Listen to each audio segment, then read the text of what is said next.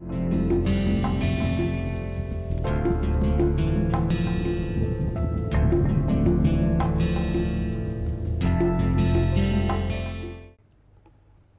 course is on material and heat balance in metallurgical processes.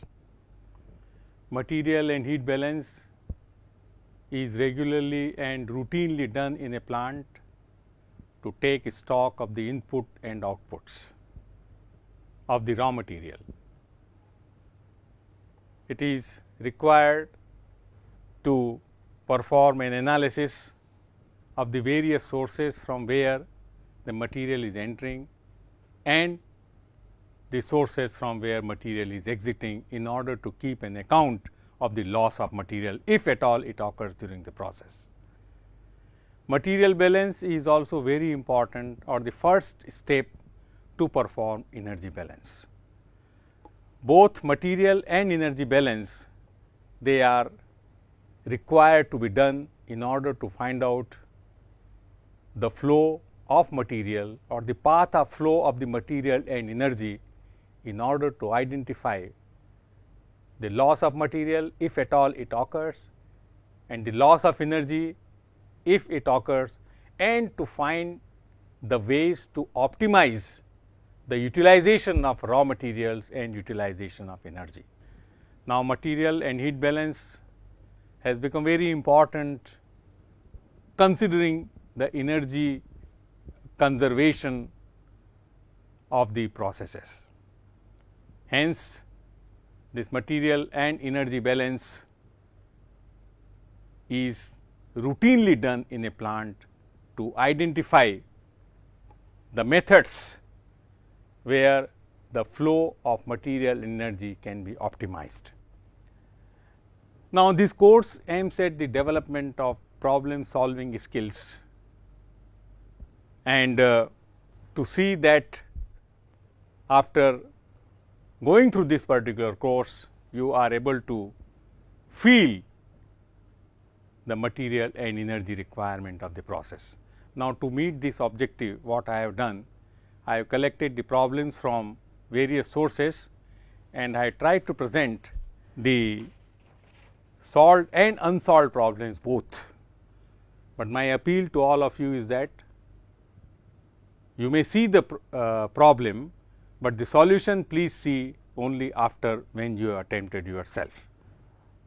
Also, I will see that some concepts of the processes I am going to tell you during the lectures, but the details of the process that I will be omitting, because I am going to stress more upon the material and heat balance and to perform the material and heat balance. So, the basic concepts I will be illustrating, but if you want to know the more details about the process, then I request that you go through the references that I will be giving you time to time and get a feel of that process, because my objective of this particular course is to give a quantitative feel about the material and energy balances in various metallurgical processes, in particular metal extraction and refining. Now, as such, the first lecture that I am going to give you is on the measurement of quantities, units and dimension. I have experienced over the long years of teaching to the students that often there are mistakes in finding out the units, in deriving the units, in knowing the units. So, I have thought, let me introduce to the basic concepts of units and dimensions. Now, as all of you know, all physical quantities need unit in order, for example, to compare the magnitude of the physical quantities from different sources. So, you do require to express the physical quantity in terms of a unit. Now,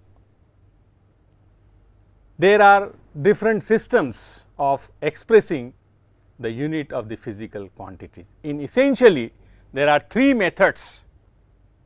There are three methods, or so to call 4 methods, to express the unit of any physical quantities. And these systems, that means the system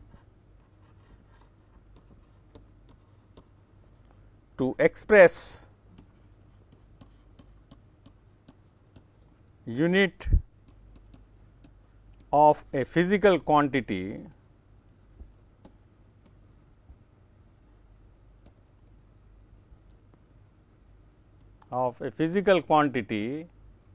say we have system like one is FPS, which all of you know, that is feet, pound and second. Another is CGS, centimeter, gram and second.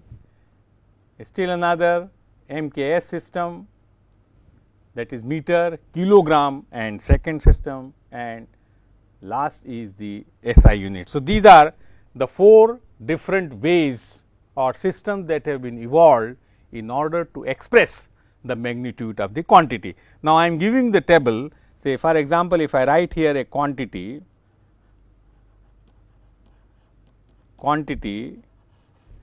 then I put here absolute unit,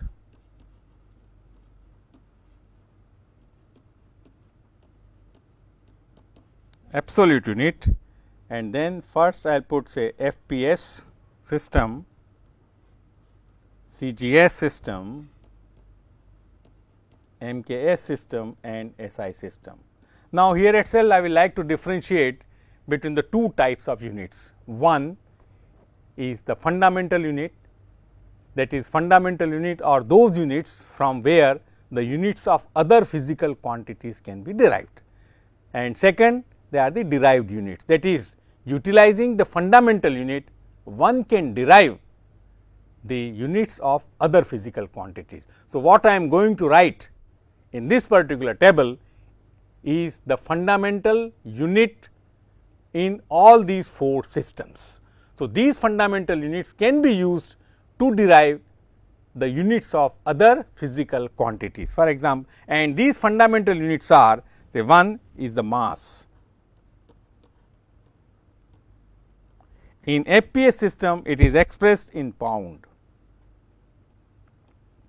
and you must have seen in various books it is written as pound. In CGS system it is expressed as gram, and as such short it is written as G. In MKS system mass is expressed in kilograms, and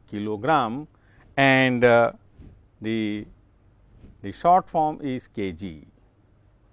In SI system also it is expressed as kilogram,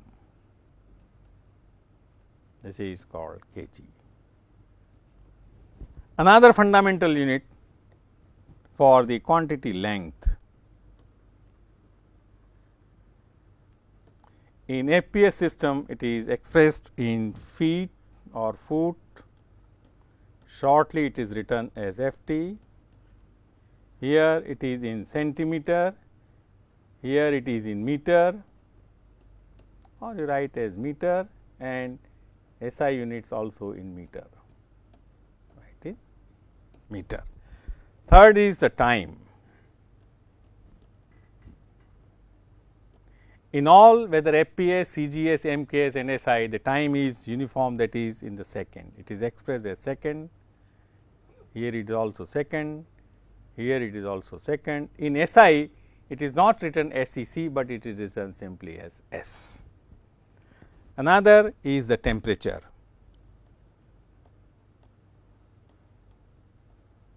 In FPS system it is in degree Fahrenheit, in CGS it is degree Celsius, in MKS it is degree Kelvin, or sometimes it is written as Kelvin, and in SI it is also written in Kelvin. So, and another fundamental unit is also amount of substance, though it has come in mass, but sometimes this is also expressed amount of substance.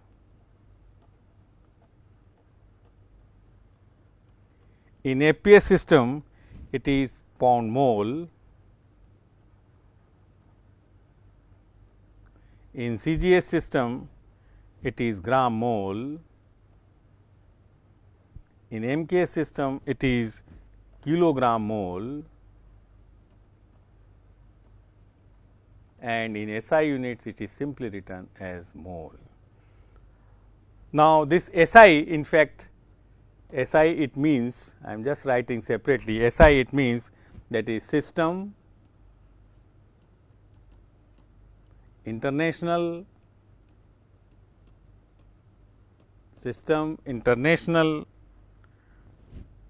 D units,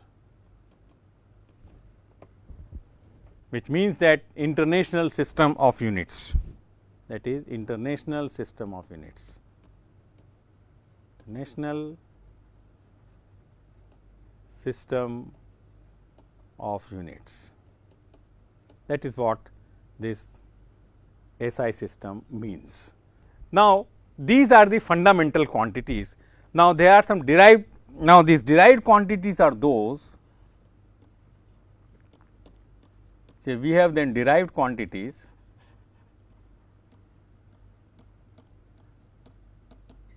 that is utilizing these fundamental units, one can derive the units of other physical quantities. For example, you want to derive the units of area, volume, heat transfer coefficient, mass transfer coefficient and so on.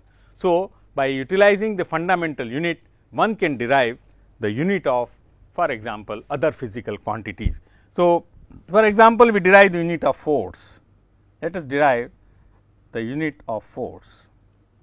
Now, force, that is equal to mass into acceleration, mass into acceleration, mass into acceleration. So, in SI unit, that is equal to kg into meter upon second square, and that is equal to 1 Newton, and so you call Newton.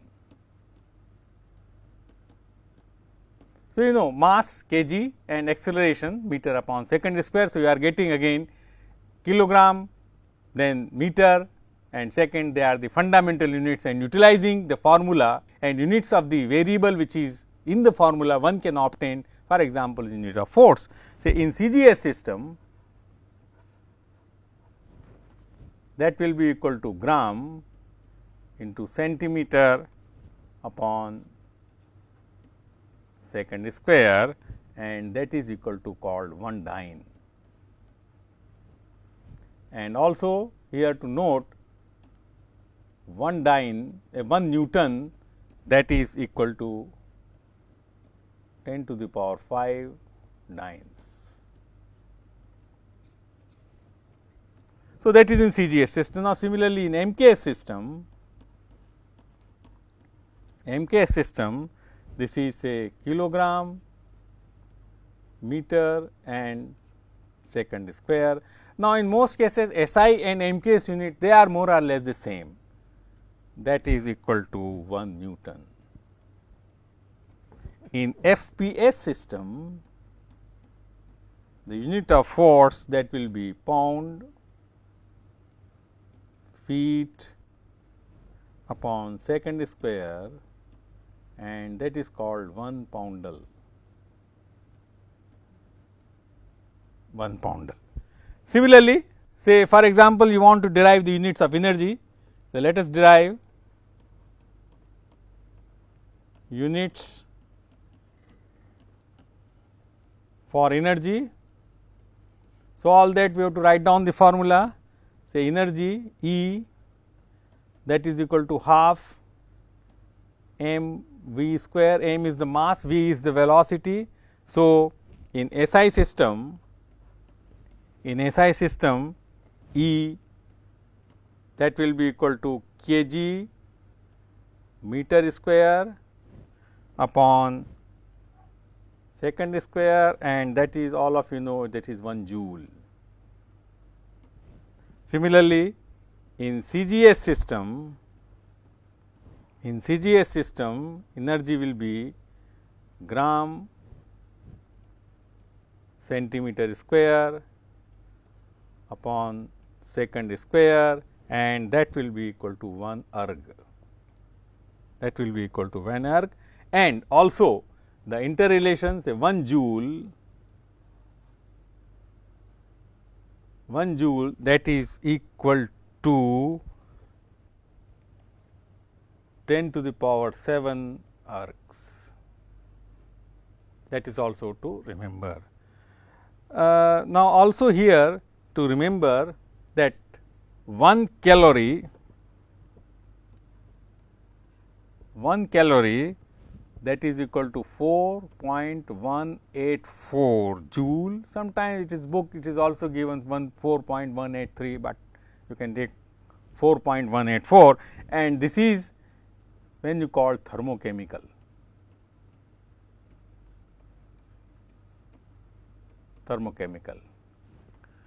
Now, also 1 calorie in international steam table,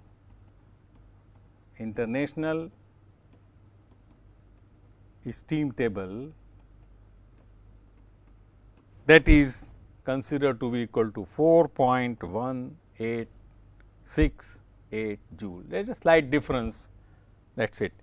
Now, similarly, the energy to express in FPS system,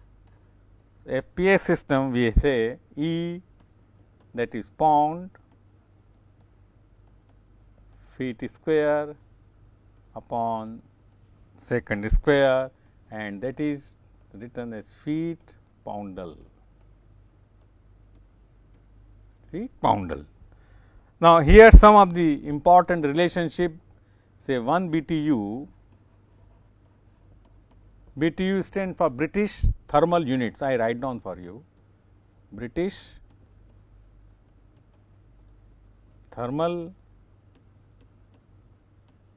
unit. So, 1 BTU, that is equal to 778 feet pound force, that is equal to 1054.35 joule, and that is also equal to 252 calorie. Now, mind you, these interconversions are many times required, and many times we are confused what value should be used. So, you should be able to derive from the basic quantities. And also to remember, say 1 kilocalorie, it is very simple, 1 kilocalorie that is equal to 1000 calorie. I do not need to write, all of you know, but just to complete my lecture, and that is also equal to 3.968 BTU. Now, I purposely included the FPS system because many old books, they are still very good. The problems and the various quantities, they are given in the FPS system, many good books. So, that is why I thought to include in my lecture the FPS system also. Now, say let us take third example, derive units for pressure. Derive units for pressure. Again utilizing the fundamental units. So, pressure we define, say pressure, all that you have to define in terms of the formula, that is force upon area. So, now we can obtain the unit. So, that force, if we say kilogram meter upon second square, area is in meter square. So, that becomes Newton per meter square in SI unit. Now, similarly, some relation, say 1 Pascal, that is written as PA, that is equal to 1 Newton per meter square, and that is also equal to 10 dynes per centimeter square. Also to know 1 atmosphere, that is equal to 760 torr, that is equal to 1.01325 into 10 to the power 6 dynes per centimeter square, and that is equal to 1.01325 into 10 to the power 5 Newton per meter square, and that is also equal to 14.696 pound force per inch square. Now, also to remember here, say 1 millimeter mercury,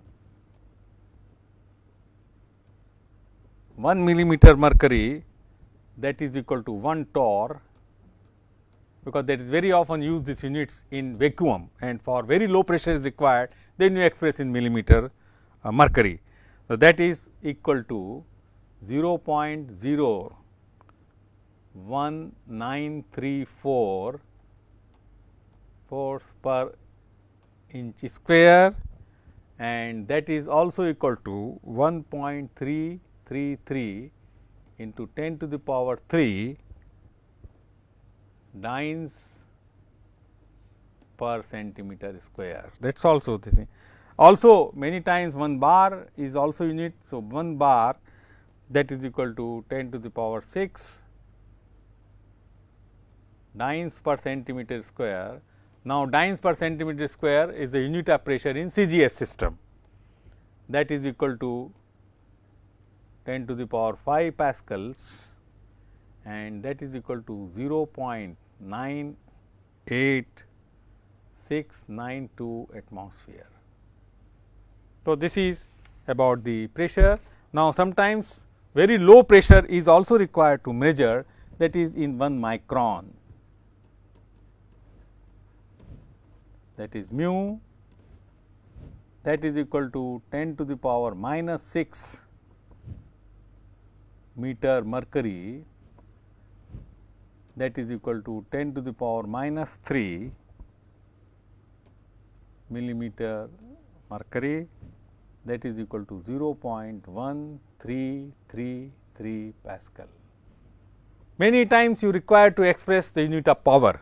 So, let us take it now, express the unit of power, because these things we will very often require while formulating the problems of material and heat balance in metallurgical processes. So, power, let us say 1 watt, that is equal to 1 kilogram meter square upon second cube, and that is equal to 1 joule per second, 1 joule per second. Also it is expressed many times 1 horsepower, 1 horsepower, that is equal to 550 feet F per second, that is equal to 746 watt. Many times we require to express what should be the horsepower of the pump or horsepower of the motor in order to transport a particular amount of water from one place to another, and that is why you is also required the unit of horsepower. Now, the 1 kilowatt, that is all of us we know, simply I am putting it, that is equal to 1000 watt, that is equal to 3414 BTU per hour. Also many times it is also required to express the power consumption in kilowatt hour. So, 1 kilowatt hour, that is I am writing approximately, that is equal to 860 kilocalorie, and that is equal to 3414 BTU. So, this is about the some of the say deriving of the units from the basic unit. Similarly, you can derive the unit of any physical quantity by utilizing the fundamental unit. The fundamental unit are mass, length, temperature and time. These are the fundamental units. On mass you can express in kilogram or kg mole, whichever way you want to express it. Now, similarly the specific heat, well I will not be deriving in all dimensions, but specific heat from the definition you write as joule per kg Kelvin, that is amount of heat required to raise the temperature of 1 kilogram by 1 degree, and that is expressed for example in joule, kg and into Kelvin. Similarly, other systems CGS and FPS and MKS, one can derive the units. Now, here some of the prefixes are important. Some of the prefixes, sometimes there occurs a confusion, I thought let me give you. So, prefixes you write tera is written as T and its value is 10 to the power 12.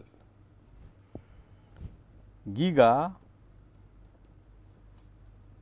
is say G and its value is 10 to the power 9. Mega is M, this is 10 to the power 6. Kilo, well all of you know kilo, I do not need to say. K, it is 10 to the power 3. Then deci, it is as D, 10 to the power minus 1. Milli, M, which is 10 to the power minus 3. Micro, mu, 10 to the power minus 6. Then nano, which is now very important, N, the value is 10 to the power minus 9. That is how the various are there. Temperature can be expressed in degree Fahrenheit or degree Kelvin or degree Celsius. Degree Rankine is also one of the unit, and the interrelationship I hope you must be knowing, it is from very basic. Now, another thing that is often expressed is gram mole, say gram mole,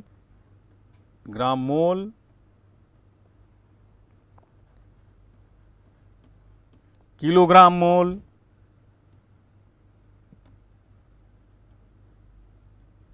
then pound mole, or many times write gram atoms. And you know, to find out the value of gram mole, for example, you divide the mass by its molecular weight, you get the gram mole.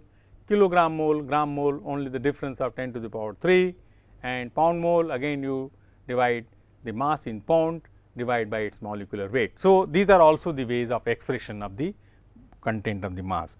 Now, it is also necessary to define here the molar volume. Molar volume.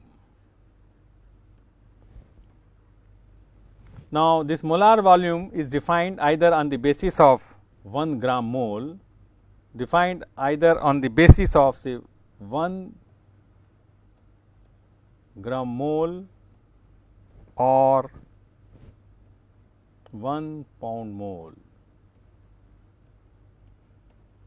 And while specifying the volume, one has to specify the temperature and pressure both. Expression of volume in meter cube, it requires to specify what is the temperature and what is the pressure at which that volume is expressed. So, 1 gram mole of an ideal gas, 1 gram mole of an ideal gas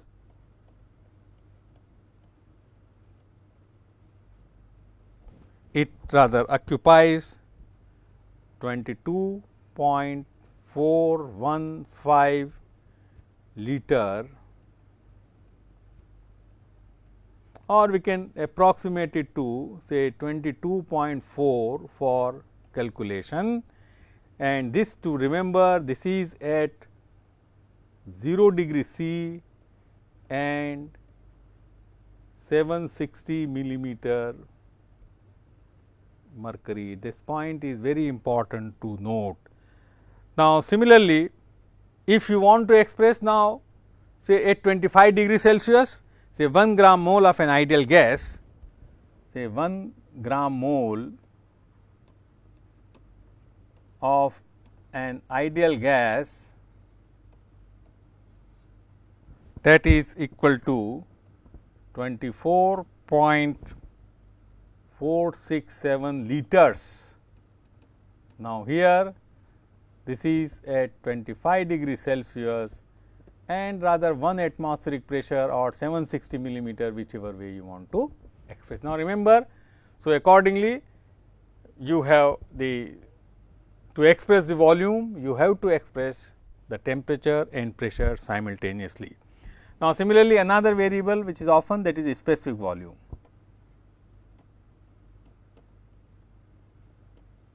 Specific volume. Specific volume is reciprocal of density. Reciprocal of density, and that is equal to either centimeter cube per gram or meter cube. Here it will be now per kg or feet cube per pound. These are the ways of expressing specific volume. Now, composition.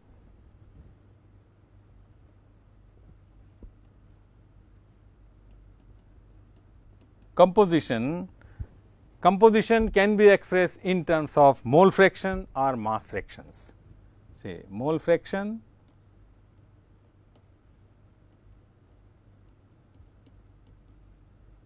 or mass fraction.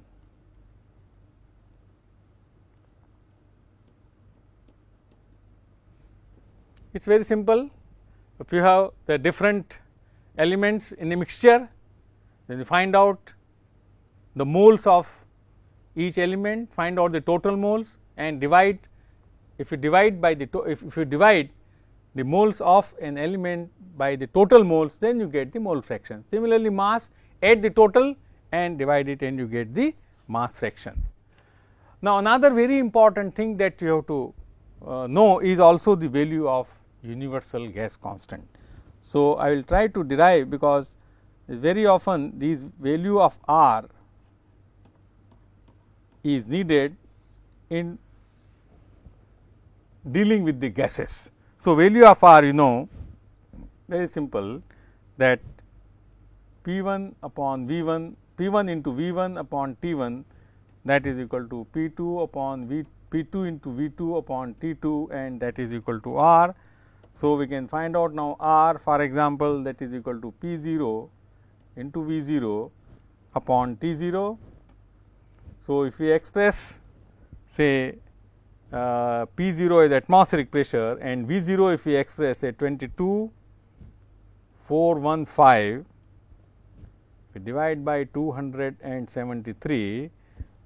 So, that will be coming, the unit will become equal to 82.10 centimeter cube atmosphere. Since I had taken 1 gram mole of the gas, 1 gram mole into degree Kelvin. So, this 22,415 centimeter cube atmosphere 1 per gram mole upon degree Kelvin. Now, in CGS units, for example, if you want to express R, in CGS unit, if you want to express, then we have to express P 0, and P 0 that is equal to 1.01325 into 10 to the power 6 dynes per centimeter square. T 0 273 degree Kelvin and V 0 that is equal to 22415 centimeter cube per gram mole. So, all that now I have to substitute, and if I substitute and solve, I will be getting the value of R, that will be equal to 1.988 calorie per gram mole degree Kelvin. All that these values you have to substitute, say P 0, T 0, V 0 into R is equal to P 0 V 0 upon T, and you get R in case of CGS units 1.988 calorie per gram mole per degree Kelvin. So, the value of R, let us derive in SI unit. In SI unit, again say here P 0 that is equal to 1.01325 into 10 to the power 5 pascals, T 0 273 Kelvin, and V 0 that is equal to 0.022415 meter cube per gram mole. So, I am substituting now the value, say R that is equal to 1.01325 into 10 to the power 5 into 0.0222415 divide by 273, and I will try to derive the units, that is equal to in Newton per meter square, unit of P, then I substituted V in meter cube per gram mole, that is what I have done, and then I divide by 1 upon degree Kelvin. So, if I solve this side of the unit, then it comes Newton meter upon gram mole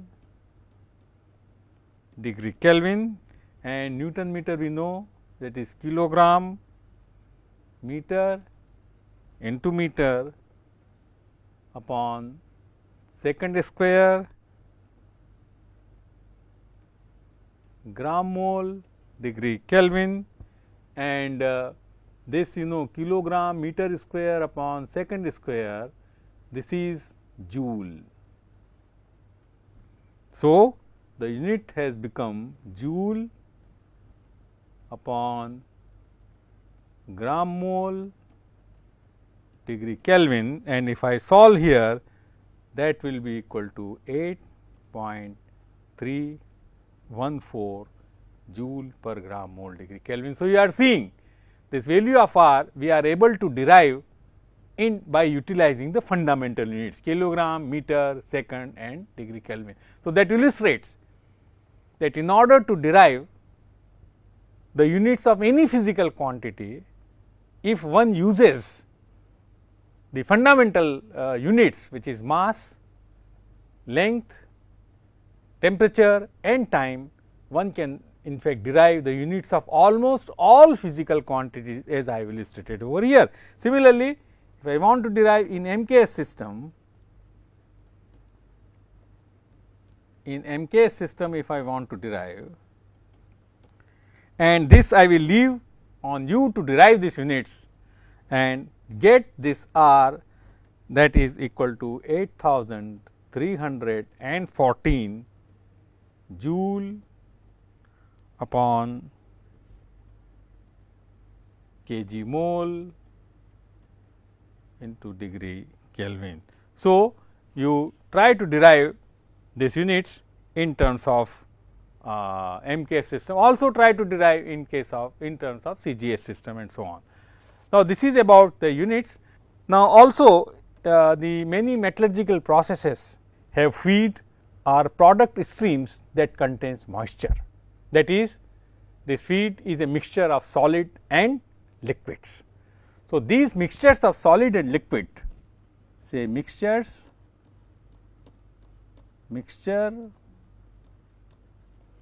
of solid plus liquid,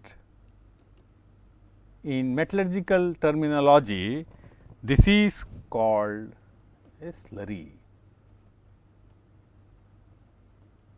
It is called slurry. A slurry consists of solid and liquid mostly it is water is used. So, the concentration, I mean for transportation purposes of a slurry, it is important to know what is the concentration of solid in a slurry, because you may be using a pump to transport the slurry from one location to another location, and this term slurry will come very often in my lecture on material and heat balances. So, please be clear. So, concentration of solids in slurry, concentration of solids in slurry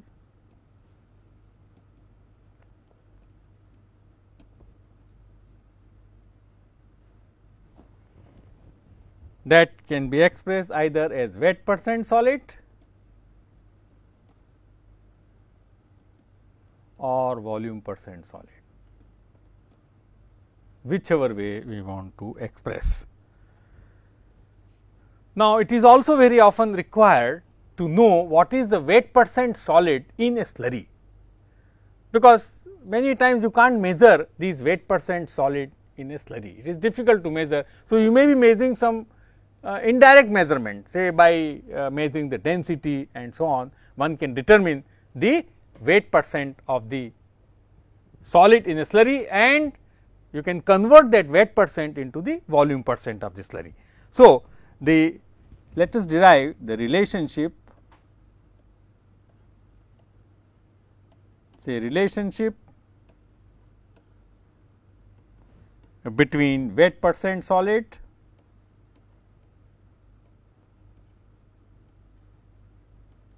let us call it is percent x, specific gravity of solid phase,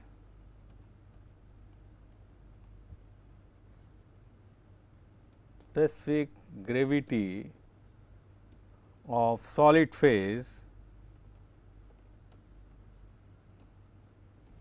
let us put rho s, and that of slurry,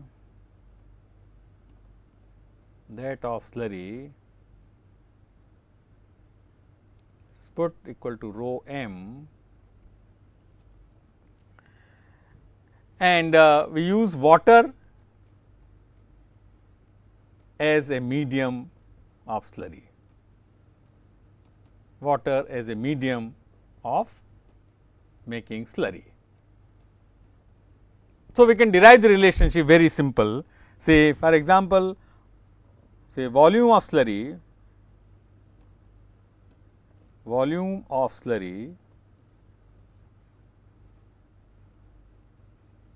that is equal to volume of solid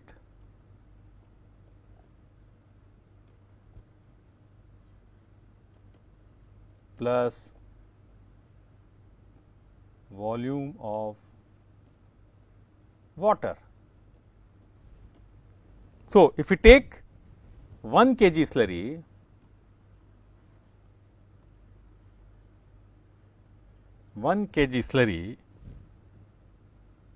which has solid as percent x, then we can write down this, say 1 upon rho m, that is equal to percent x upon 100 rho s plus 100 minus percent x, that is the amount of water, divide by 100 into W, where 100 into W. So, from here we can derive the percent x, or that is in weight percent, that will be equal to 100 rho s rho m minus 1000, because I am using the density of water is 1000 kilogram per meter cube, that divide by rho m into rho s minus 1000. So, utilizing this expression, utilizing this expression, one can determine the percent solid simply if you know the density of the slurry and density of the solid. Of course, density of water is known, which is taken here 1000 kilogram per meter cube. So, now say volume percent of slurry, volume percent of slurry, volume percent of solid in slurry, that will be equal to wet percent into density ratio. So, that is how one can determine these wet percent or volume percent of solid in a slurry. Now, just let me illustrate. So, if I illustrate it, let us calculate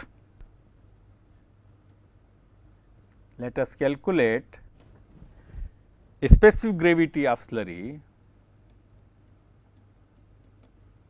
calculate a specific gravity of slurry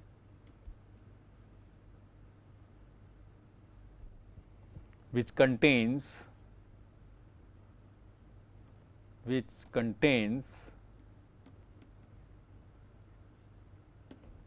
65 wet percent lime. The specific gravity of lime, the specific gravity of lime is given to you 2600 kilogram per meter cube. Take density of water as it is in the formula, density of water take equal to 1000 kilogram per meter cube. Now, I mean when I say slurry, that is always, I mean most of the cases it is made in water. So, it is very straightforward, all that we have to use the formula. So, I just put it here, the formula is there. So, 65 that is equal to 100 into 2600 rho m minus 1000 upon rho m 2600 minus. So, all that we have to find out the value of rho m. So, I am leaving the exercise on you, you can do it. So, value of rho m that will come out to be equal to 1.667 into 10 to the power 3 kilogram per meter cube, or you can also put it 1667 kilogram per meter cube. Now, if I want to say volume percent of slurry, I want to determine volume percent of solid in slurry, that will be equal to 65 into 1667 upon 2600, that will be equal to 41.66%. That is how you can find out the wet percent of solid in a slurry or volume percent of solid in slurry. Now, if you want to also find out, let us find out, say, now it is also important to find out mass flow rate, is also to find out, say, mass flow rate of dry solid in slurry, dry solid in slurry. Now, these things are very important when we enter into the material balance of metal extraction and refining. A large amount of slurry is to be handled and one needs to know what is the mass flow rate. So, this mass flow rate you can find out by, say, volumetric flow rate, if it is given, volumetric flow rate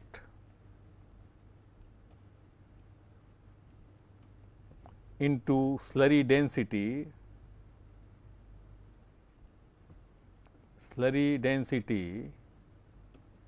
into percent x the weight percent solid, and you divide this thing by 100. So, if I take it in terms of formula m, that is equal to F, which is the volumetric flow rate, rho m is the density of slurry, to percent x upon 100, that is equal to in kilogram per hour, where F is in meter cube per hour. Now, if I use, that is, if I replace this percentage x from the earlier formula, then I get mass flow rate that will be equal to F rho s rho m minus 1000 divided by rho s minus 1000. So, you can also determine the mass flow rate by utilizing this particular formula. Let me explain to you by solving a particular problem. So, now calculate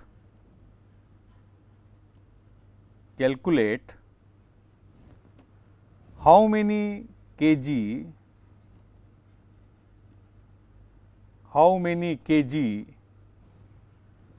of magnetite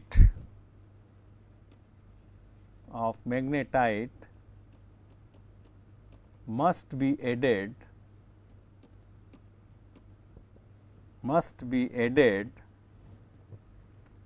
to 100 kg water,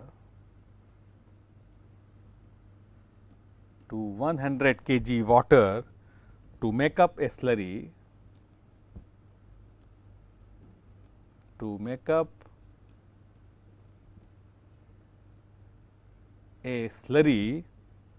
with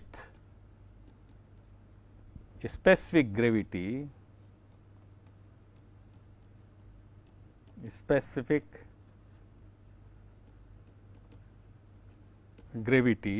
say rho m, that is 1.4 gram per centimeter cube. The specific gravity of magnetite is given, specific gravity, that is rho s of magnetite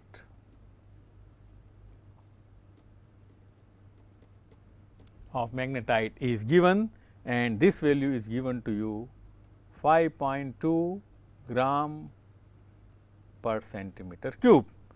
So, we have to calculate this. You have the formula. So, I will try to apply for you, so that you understand. Now, weight percent solid, we can straightway find out. Weight percent solid, that will be equal to 100 into 5.2 into 1.4 minus 1 upon 1.4 into 5.2 minus 1. So, that will be equal to 35.4%. Now, say weight percent of water,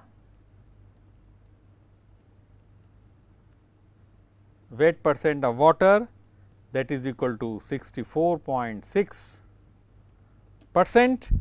Now, I know that total mass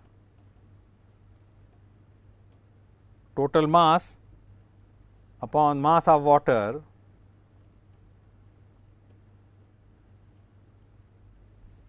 that is, if I put it m upon mH2O, that is equal to 100% upon 64.6%.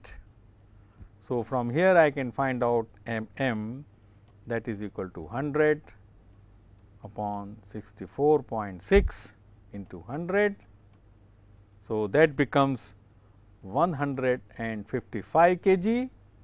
This is the mass of the total mixture. So, from here mass of magnetite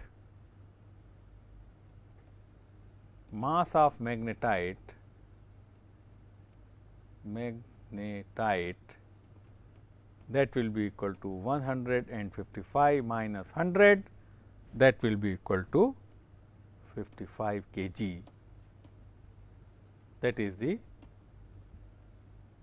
answer. That means, I have to add 55 kg of magnetite in order to make a slurry of density 1.4 gram per centimeter cube, and this particular thing is often required for various mineral processing operations.